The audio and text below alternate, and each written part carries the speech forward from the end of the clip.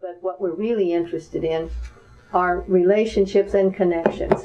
Joe calls them communities of knowledge. We've called them networks. Mm-hmm. But the kind of thesis that we're going on is that sort of temperatures along the border may rise and fall, opportunities may come and go, but the bedrock of things may be these long-standing relationships among people who have a special relationship to the place, the culture, the interconnections. And in talking to Joe, he talks about anthropology and the long tradition at the University of Arizona about people who are interested in Mexico, in northern Mexico. And what we want to talk to you about is your own intellectual history, and how you got embedded in this place, how you got to where you got to, and how you maintain those relationships, and sort of what are the characteristics of people who do this, and how do they maintain those things over time, and where do you think things are going. So I guess where we'd like you to begin, and that's right, isn't it, is with your own kind of biography, sort of how you came to find, of all the places in the world, this ungodly, forbidding, difficult terrain to do your work in. Yeah, I tackled, or I wrote about some of that in an introductory essay that I wrote for David Burkhalter's La Vida Norteña. Okay, I'm sorry, I should have looked at it. And there's,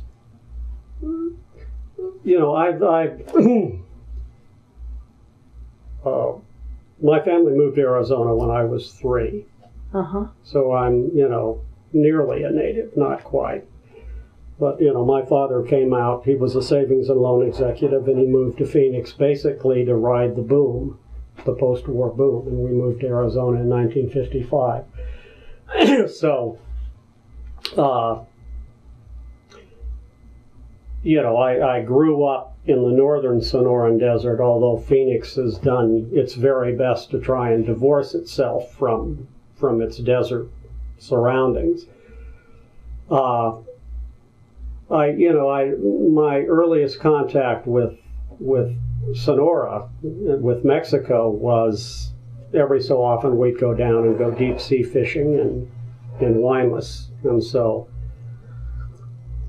I can remember as a kid driving down, crossing the border at Nogales. I have vivid memories of the railroad cars outside Imuris that, yes. Railroad workers were living in. And we used to stay at the old Playa de Cortez, that beautiful old Southern Pacific hotel. But, I never really, that was, other than that, and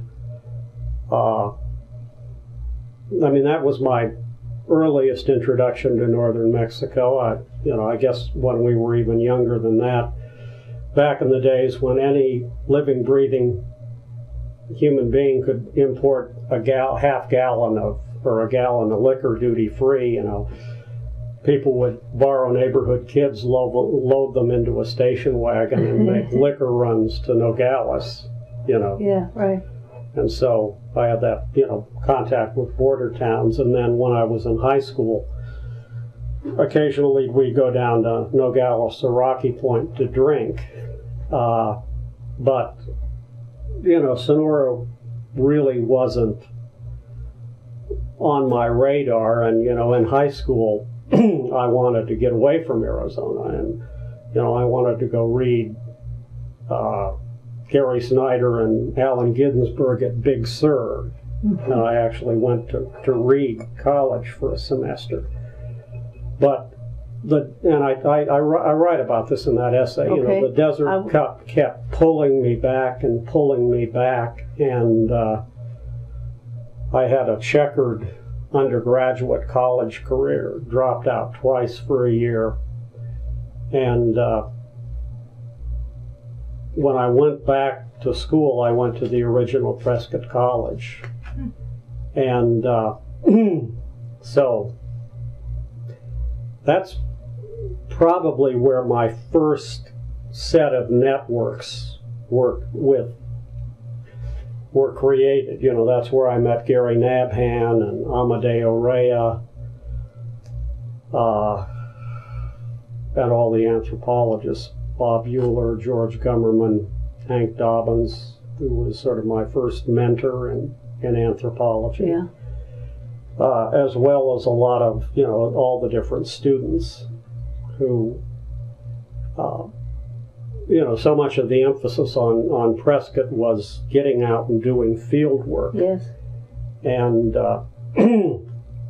so I can remember I first fell in love with Sonora when Hank Dobbins, who was, Prescott had this core semester, kind of like Colorado College, where, you know, you take one class for 3.5 weeks, then you have like a semester, and then, so Hank Dobbins was teaching this course on like anthropological methods, and he took us all down to the Magdalena Fiesta.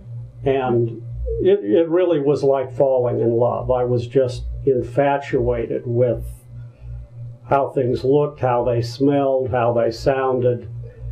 And after that, you know, whenever I had any free time, I went south rather than north. And I used to think that, you know, of the people at Prescott College, there were the desert people and the plateau people. And some people, you know, were captivated by the Colorado Plateau and the Grand Canyon. Yeah.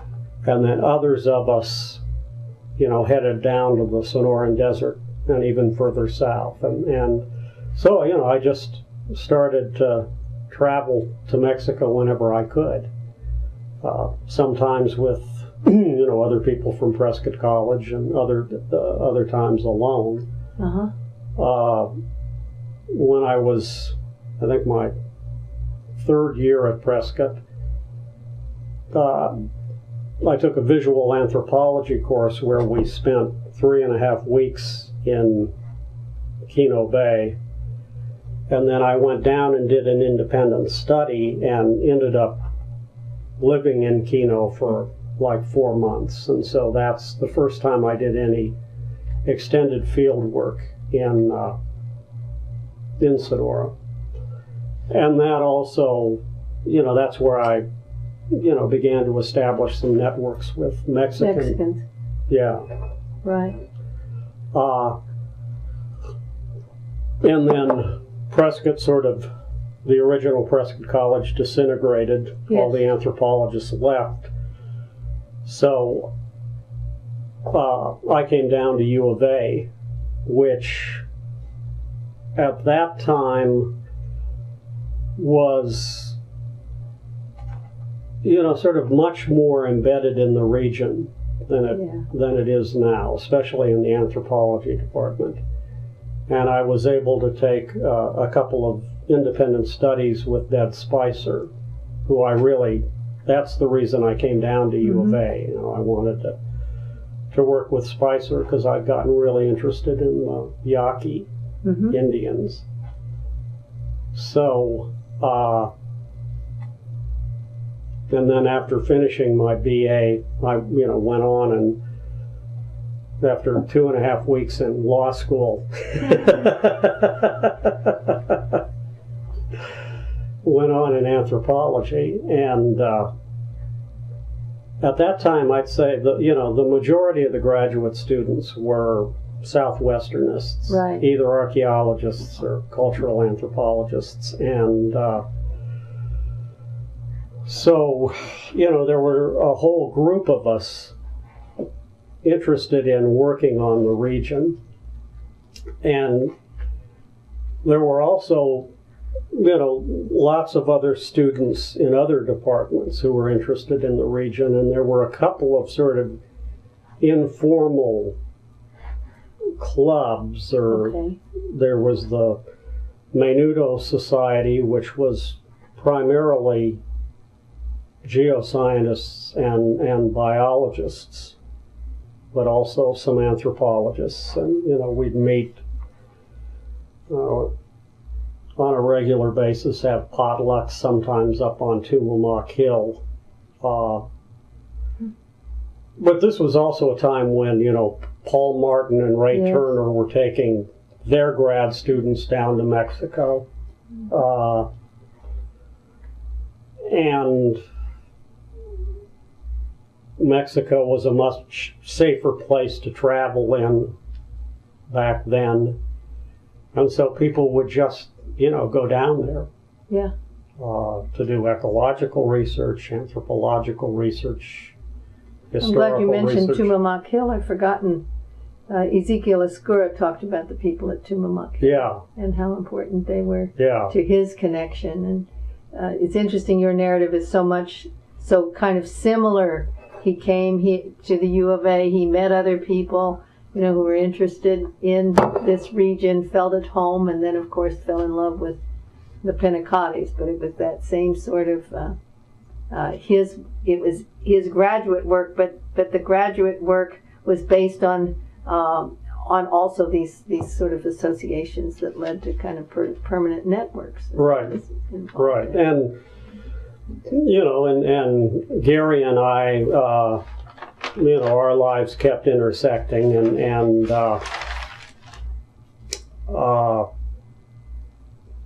did you know Susan Anderson then too? no. Okay, all right. Somebody Ezekiel. So, Gary, when Gary came to the U of A, he, Dick Felger Yeah. was an important mentor of him, and then, through Gary, I met Dick and the, sort of the crew up in Esperero Canyon where they were living at the time. That was when Dick was living with Mahina. So, there was that kind of network, and Dick hired me to, to do some. The other important thing was, as a graduate student, I started to work for the Documentary Relations of the Southwest at the Arizona State Museum that Charlie Pulzer founded. Okay. And through that, got involved in the Southwestern Mission Research Center, the SMRC, Yes. and began going on the mission tours. And so that was another whole network of both Mexicans and gringos. So anyway, Dick hired me to do, to look through the Spanish colonial documents for information about the Seris. And so, there were just all of these overlapping networks that people would kind of come together and, but the one common denominator was everybody was in love with, Yes. well, the Sonoran Desert in particular, but, oftentimes with an even broader region. And, through both anthropology and SMRC, I also at DRSW, I worked with a lot of historians and graduate students in the history department. So, beginning in the 70s, we would go down and give papers at these different Sonoran history symposiums. In Mexico. In Sonora, yeah. All right. So you have always had then these kind of connections with other people in Sonora. One of the things we're kind of finding out in the environmental field is that it's often a Mexican who comes to study here, and they bring a kind of an appreciation of Mexico into one of these environmental groups. But in this sense, you actually have continuing relationships with people who don't come up here Yeah. Right. And that began here because they were already interested in this stuff. I mean, I think it's really interesting they have a Sonoran history meeting. Well, for a while there were two of them. Really? Two different ones. And, you know, they published the proceedings from them. And but that, it wasn't just people in Sonora, but that also drew historians from Mexico City, people like Ignacio del Rio and Sergio Noriega, you know, who were interested in Sonora and Baja, and they would come and give papers. And so, and through the DRSW project, we would go down and do archival research in Mexico City. So, you know, talk about this in the past. Is this now no longer the case? The historians in Mexico are not interested in the Sonoran history anymore? Or is... Oh, no, these things have continued. These things have continued, yes. Okay. My involvement, I mean, is not. All right. As you know, I haven't been doing active research south of the border for a while now. Right. But certainly through the 80s and early 90s, it was a major focus. You know, and then I went down and did my dissertation research in Cucurpe, Sonora. Yes. And there also have been very strong ties between the State Museum, the Anthropology Department, and the Centro Noroeste of INA, the Instituto Nacional de Antropología y Historia. Yeah. Now, this is all, none of this necessarily deals with the environment, but these are all the networks that, you know, that were important to me. Well, that sort of leads to this larger question of what are the relationships among these networks. And when we talked earlier today to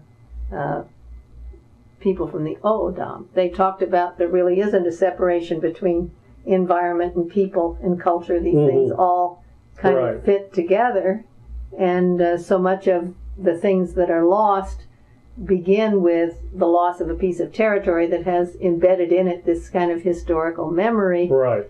And maybe this is the kind of a region where the land and the cultural history are especially intricately combined. Yeah, well, I think they are everywhere, but I think it's been a focus of a lot of both social and ecological research. Were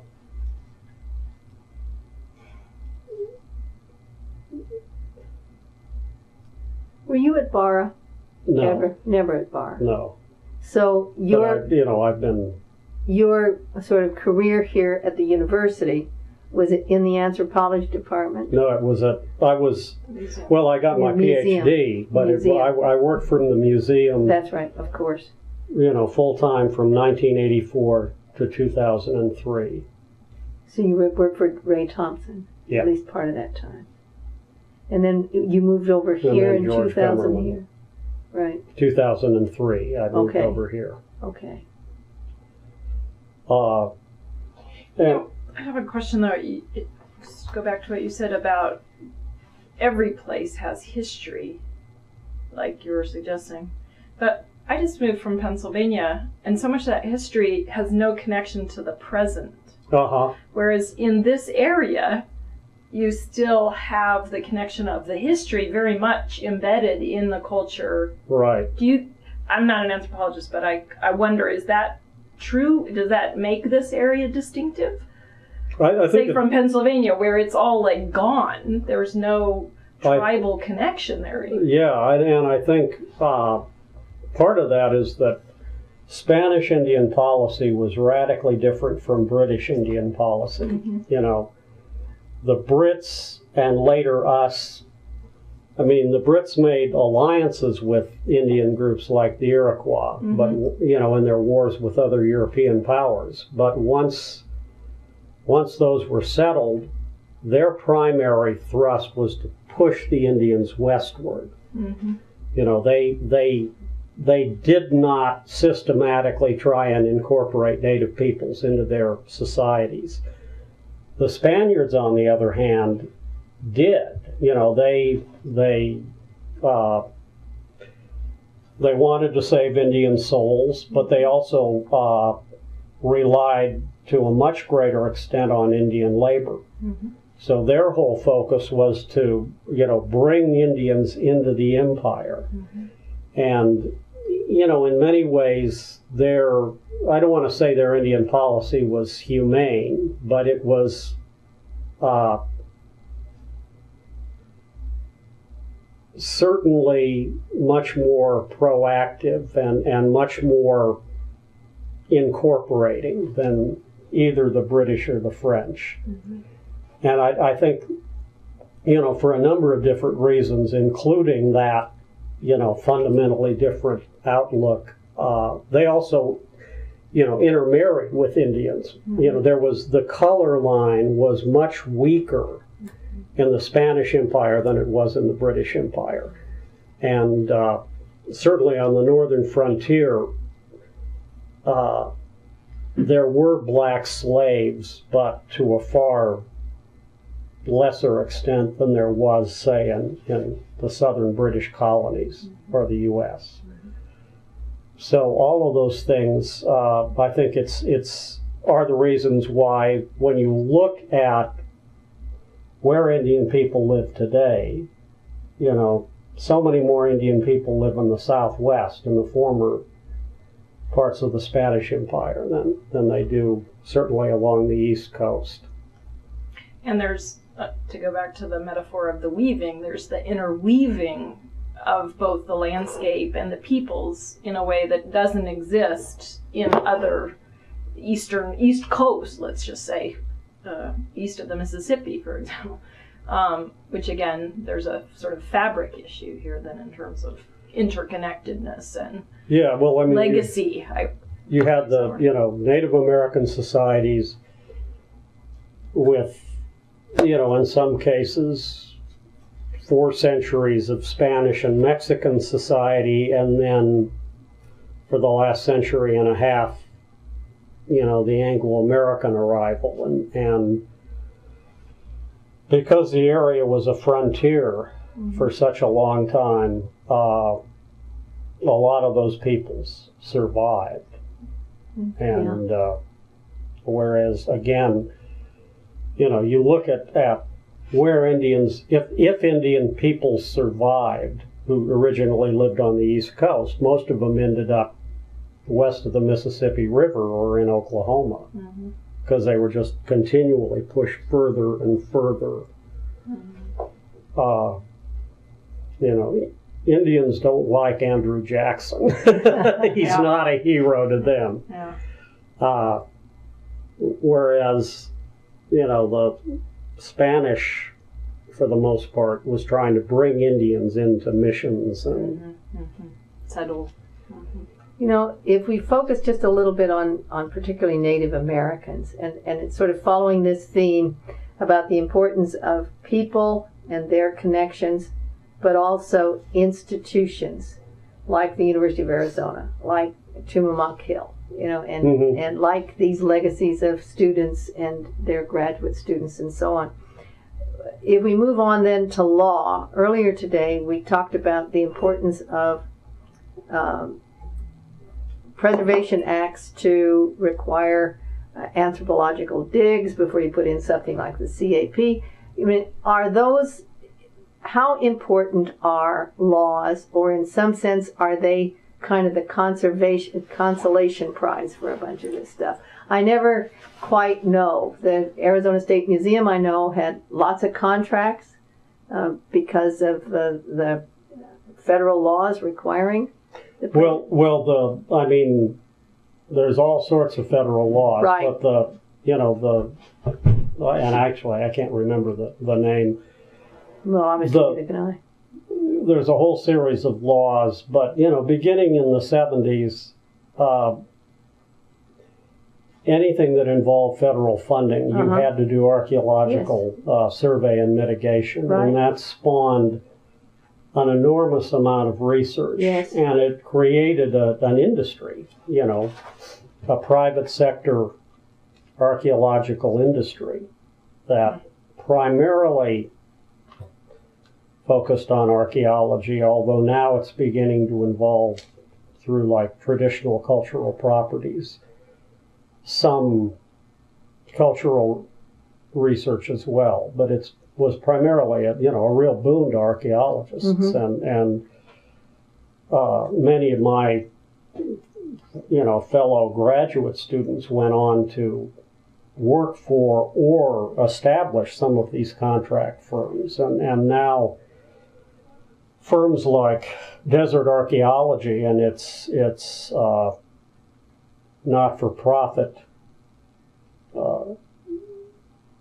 sister organization, the Center for Desert Archaeology, they have more PhD anthropologists working for them than most universities. Well, granted, it certainly did a lot for archaeology, and I used to talk to Ray Thompson about this, and he was really a very firm backer of this stuff, and really he cared about the updating of the law and the extension of it and that kind of stuff.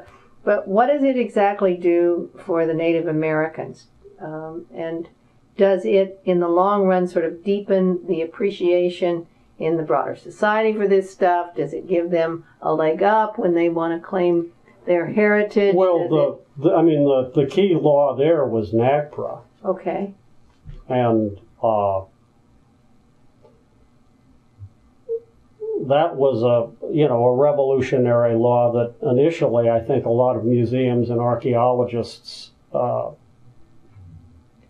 were scared to death of. This repatriation. Yeah, because all of a sudden Native Americans could step up and claim all the booty that had been collected by museums over the past century.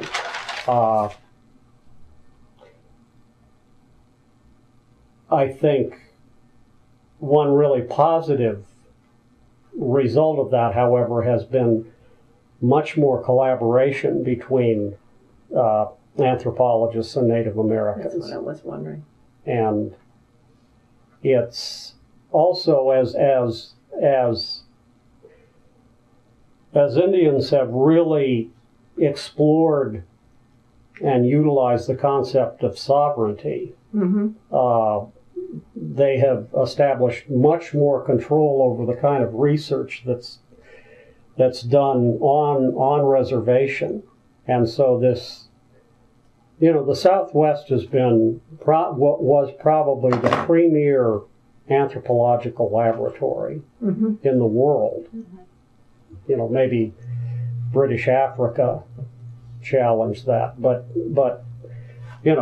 beginning in the late 1800s, hundreds of anthropologists have been trained. Archaeologists and cultural anthropologists and linguistic anthropologists have been trained in the Southwest. But the old pattern of just being able to go and do research with Native peoples, where the research was controlled by the anthropologists rather than by the tribes, that's over. Okay. And so now, in most cases, before you do research, or if you ethically do research, you have to get the permission of the tribe, and oftentimes tribes only allow research that they want done, and in many cases, they control the products of that research. So, for example, Chuck Adams worked on Walpi, and that's never been published and may never be published. It's interesting. T.J. Ferguson, my colleague with the Hopi History Project, much of his research are unpublished reports that he's done for the Hopi or the Zuni tribes. So it's changed the rules of the game completely. Now, Mexican indigenous people don't have similar? The difference is that, there's no reservation system in Mexico. Right. There's no NAGPRA.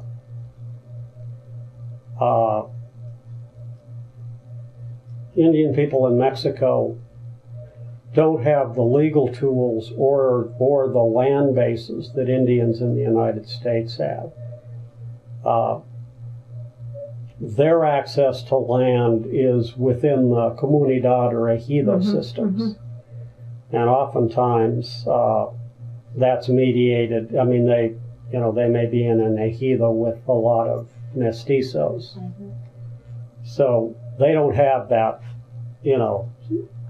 sovereign control of territory like Indians in the United States do. On the other hand, Mexico has this whole post-revolutionary ideology that we're the cosmic race, this mestizo nation, but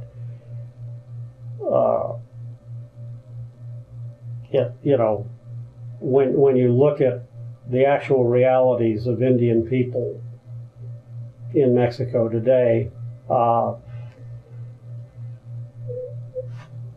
if and when sovereignty is sort of advanced, it's in a very different way, like the Zapatistas, for example. Yeah.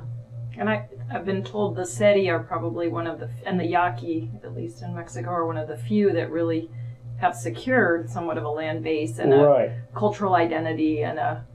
Well, the Yaquis, the Yaqui Reserve was created by Cardenas in the 1930s, to about a third of what they claimed as their homeland. The Seri thing's been really recent. That's a work in progress. That's just in the last 20 years or so. So, Is there any connection between the sort of anthropological work we're talking about and the cross-border work and the sort of establishment of this Seri Reserve? And is there a relationship among Yaquis north and south of the border that is mutually reinforcing and helpful? Is there a binational component to this? Well, I mean, I don't know how accurately I can answer because I really haven't been directly involved in that. I think that, in terms of the institution that's key to anthropological research in Mexico is INA, because it controls access, it controls patrimony. Again, if you want to work with Indian peoples in Mexico, you have to get permission from INA to do so. So there's kind of a monopoly there. I mean, there's all sorts of interesting issues about repatriation that are only beginning to surface in Mexico. But I think that the networks that are active involve U.S. researchers who have some formal connection with INA, either in Baja or Sonora or Chihuahua. And the INA staff, where are they trained? In Mexico City? Do they do some of their work up here in the U.S. and then go down?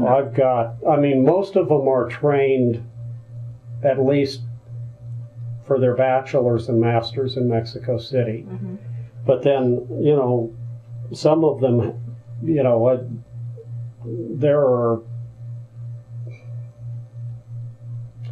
there's at least one linguistic anthropologist at the Centro Noroeste who got his PhD here at U of A, and Jane Hill was his dissertation advisor. And I've got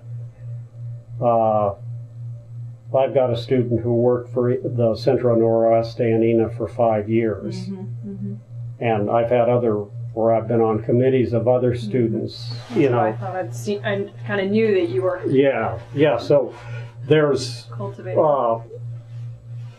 the U of A Anthro department has had at least in the last 10 years or so, this sort of steady influx of Latin American grad students.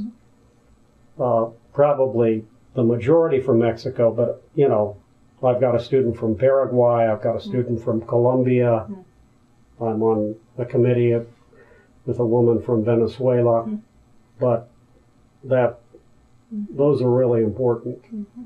Well, it's clear that these sort of student-professor relationships have been a way to knit together this sort of network of people. There's no question about that, and the institution of the university is really important about that. What do you think about literature and Ina? And Ina. And then also, the Colegio de Sonora has become a very important institution. We're going to talk to Kathy Denman in the morning. And I think you need to talk to people like Jeff Bannister and Peggy Wilder, because we're going to talk to we will more closely. But talk to us a little bit about books and the production of books such as the kind you write, to both not just as teaching tools, but as a way to broaden this sort of network of people who appreciate the sort of cultural and land and people's heritage of the Southwest. It seems to me we're especially blessed here with a rich literature. Do you agree with that? Or do you think? Yeah.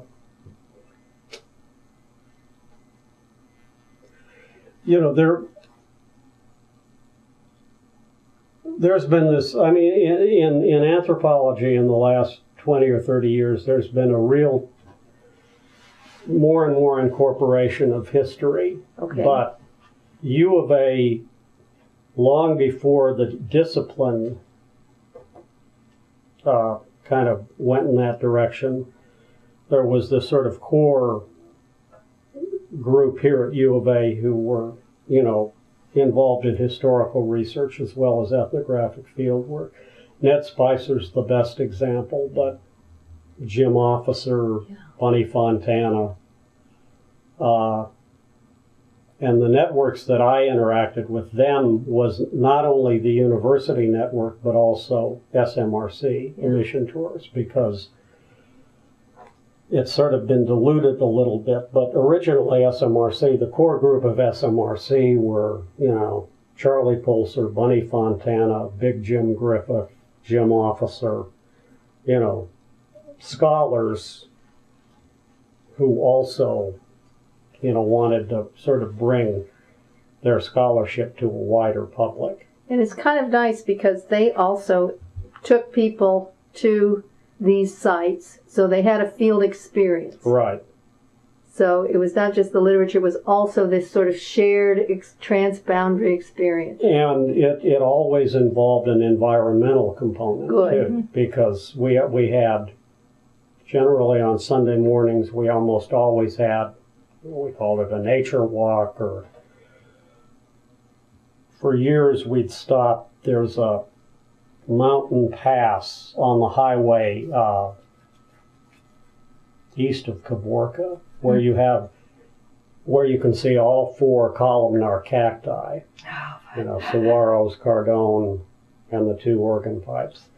And so we give a little 30-minute talk about desert ecology and desert plants and how people use them.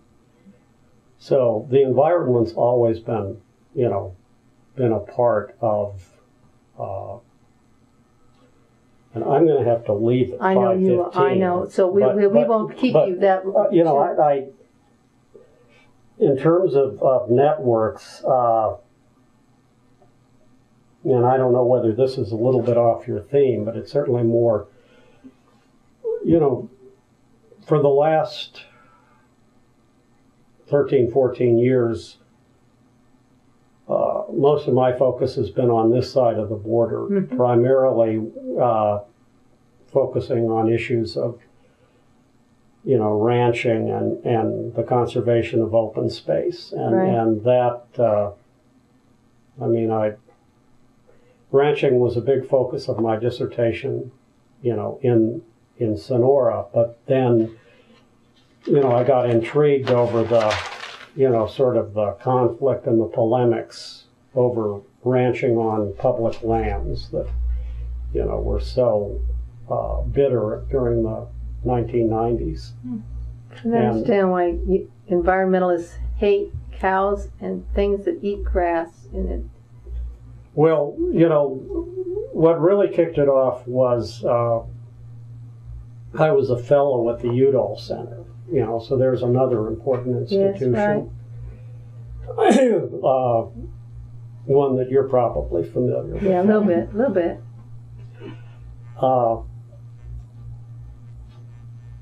So anyway, while I was doing, kind of looking at, the one thing that ranchers in arid lands have to, the one primary ecological challenge they face is how you get access to, a lot of land for your cattle or your sheep or your goats to forage on.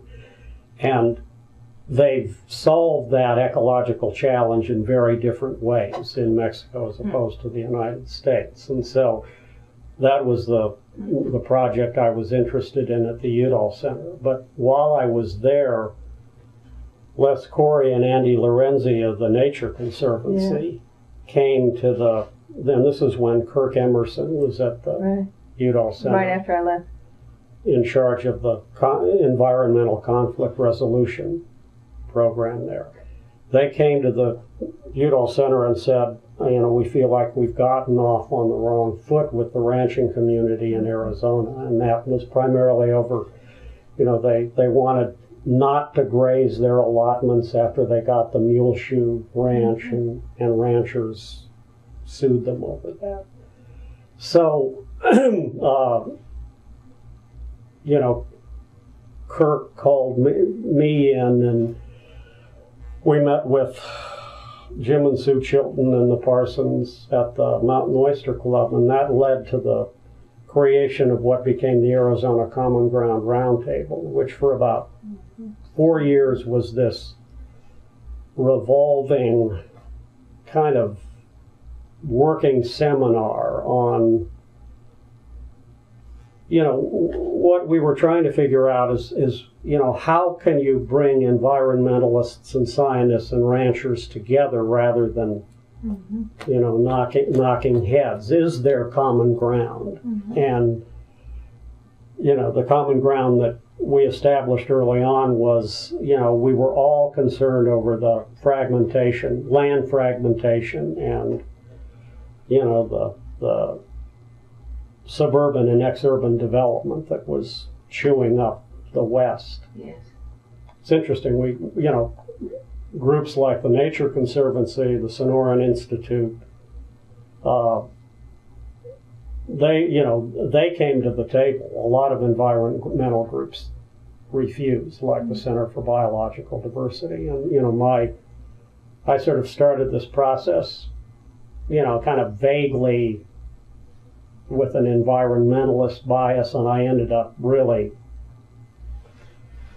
coming to sort of despise a lot of these, environmentalists who just refuse to try and collaborate. It's an odd thing, because I always thought environmentalists at their center of their hell, I think was a dam, and I don't think so. I think it's grazing. They're kind of nutty. Well, it was then anyway, at least here in the Southwest. But anyway, that led to more and more involvement in these issues, and then that led me into other networks. And then the second thing that happened in '97 was the whole fight over Canola Ranch, and Ray Carroll had just been, I forget the name of the Republican who died, and Grijalva wanted a Green Republican and sort of handpicked Ray, and Ray was opposed. Fairfield Homes wanted requested a rezoning of, they had bought Canola, the south half of the old Canola land grant.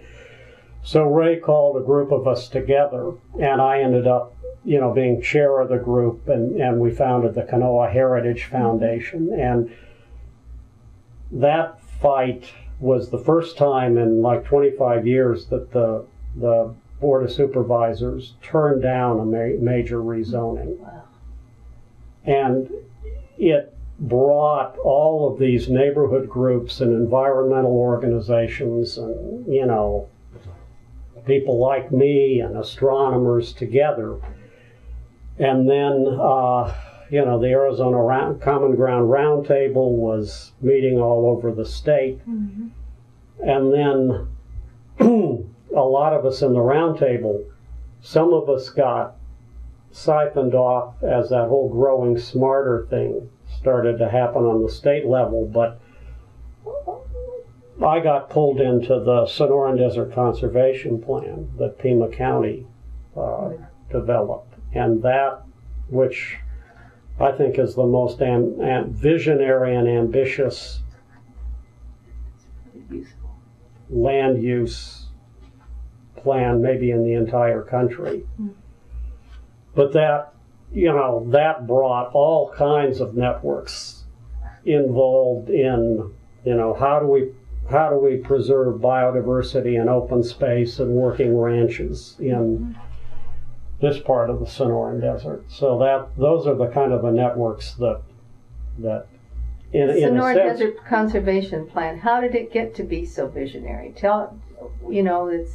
One doesn't think about the city of Tucson and urban development and visionary. Well, the city of Tucson, it's very I want to write a book about that. Yeah. And I think about that a lot.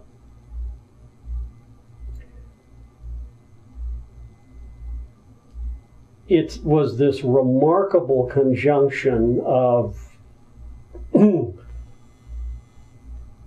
board that was in the process of becoming where finally, after years and years, a majority of the board, particularly with, Ray Carroll, becoming, a majority of people who were environmentalists or at least sympathetic to environmental concerns.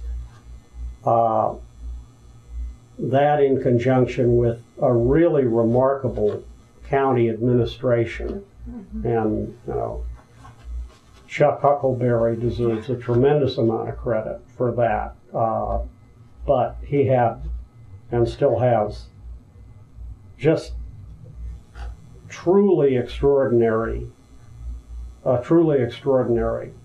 and talented staff, both in cultural preservation and in environmental preservation. Maveen Behan, who just died last fall, was a key person involved in that. And,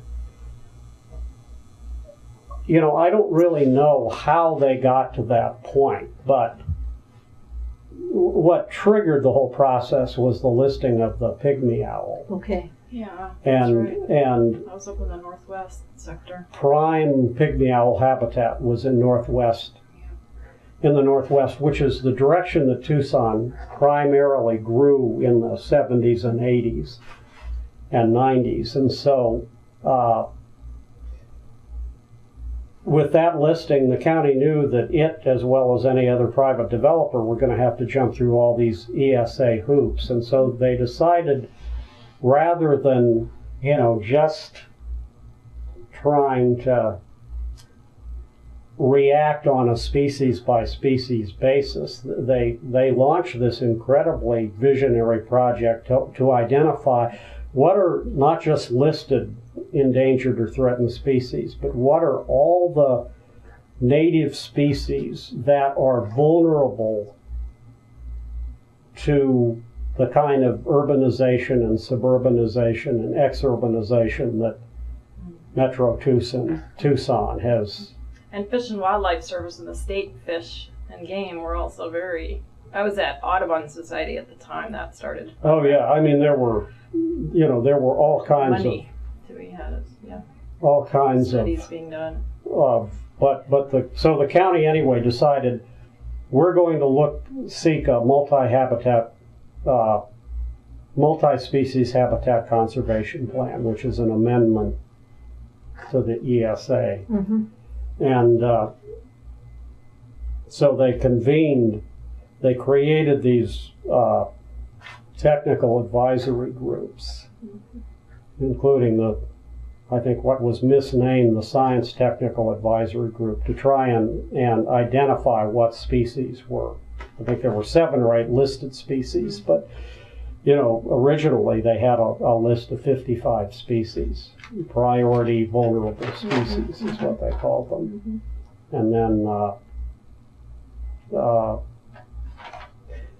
because of the roundtable and because of Canola, they asked me to chair the Ranch Conservation Technical Advisory Team, because they established 6 major goals for the SDCP, including the conservation of working ranches. And I'm not really sure how I would need to ask Chuck why that became one of the 6 goals, but their argument was that working ranches have defined the urban boundaries of Tucson. And probably the cheapest and best way to define those boundaries was to keep working ranches working. So anyway, what's your impression of how well this is being implemented, or how much the plan is being followed, or whether pressures over time? Has this network stayed together to sort of... Absolutely. It's stayed together and it's strengthened. That's what I want to know. And the county at the very beginning explicitly said we want to create a firewall between the science and all the political pressures. So they told the sciences to devise a conservation land system as if none of these other things matter, and they did. And then the key thing that happened, that was adopted as their comprehensive land use management plan. But the big thing, the really thing that made that work was the 2004 open space bond, which gave the county about $170 million to buy or conserve open space. And so every major ranch that's come up for sale since that bond was passed, the county's bought. It's really great. And I mean, it could disintegrate. We could get a board that isn't committed to this, and it'll be interesting to see. And the habitat conservation plan has still not been finalized. So I hope you're right about this. It's a really complex process, but it brought all of these different networks, and some critical alliances were formed. The Coalition for Sonoran Desert Protection, this umbrella group of about 40 to 50 neighborhood groups and environmental organizations, was a key player, and particularly its director, Carolyn Campbell. Who was part of the Common Ground? No? No. Where was she before that news? I think she was Molly McCasson's. That's right. That's how I know her. She was Molly McCasson's aide. Yeah. She's been a major player. Another major player was it's now the Arizona Land and Water Trust, but the Arizona Land Trust that Diana Freshwater is the director of. Are those the 2 people we should talk to? Absolutely. Diana, all of the negotiations for these ranch purchases were done by the Arizona Land Trust under the radar,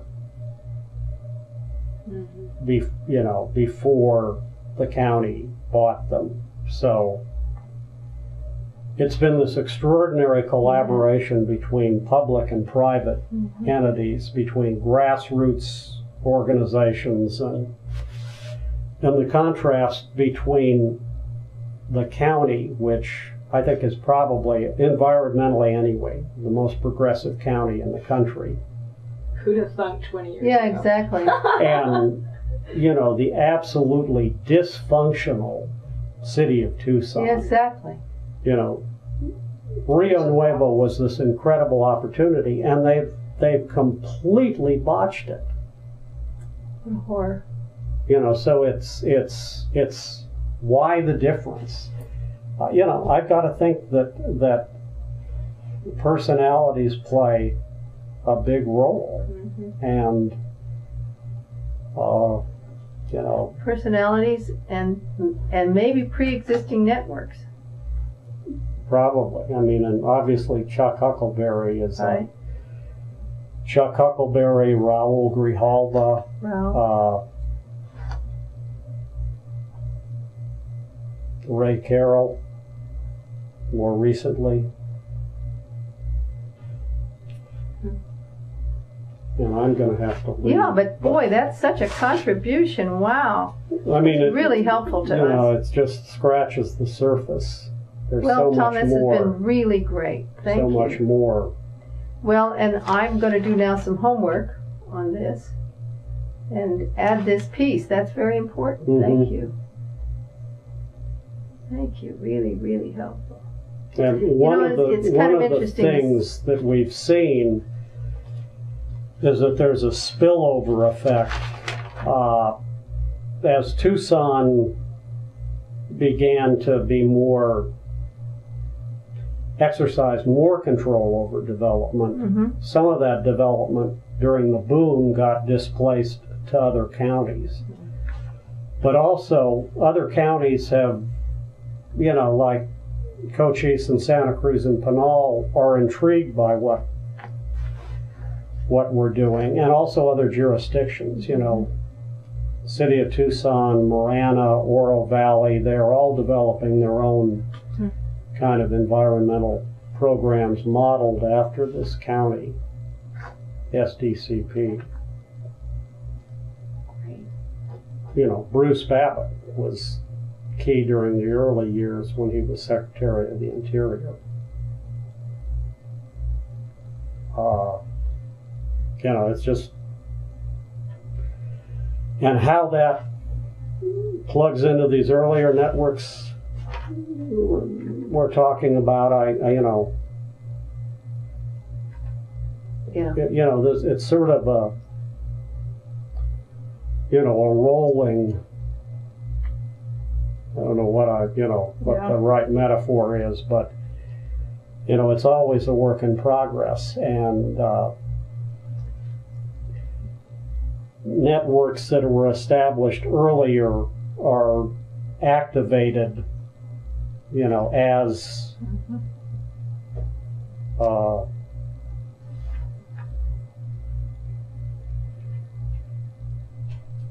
these opportunities which this planning process Right. presented. The planning process sort of set the table to provide where the things could be brought together, yeah.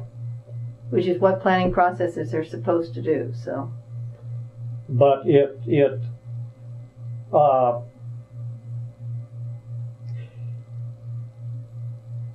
you know, my first impression of the county when I was involved, after we beat the rezoning, yeah. then the county entered into these negotiations with Fairfield, Yes. and it had this quote-unquote facilitation process, Yeah. which was, a lot of us felt was,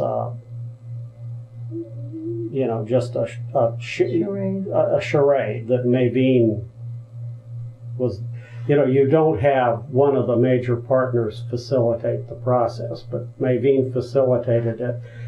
And my impression of both Maveen and Chuck then was that they felt they were, really felt that they were both control freaks, and they hoped to sort of control these processes from the top down. And I think their initial attempts to structure the Sonoran Desert Conservation Plan reflected that, but it was too big, and they couldn't control every detail. And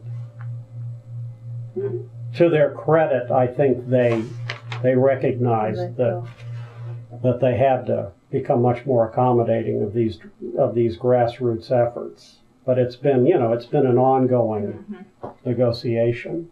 But as I say, all sorts of really interesting partnerships developed. I think one of the critical ones that I didn't see happen directly, because it was on the steering committee, which was this self-selected group of more than 80 people that everybody thought the county had basically structured to fail as this sort of, okay, well, this is our sop to public input. Right.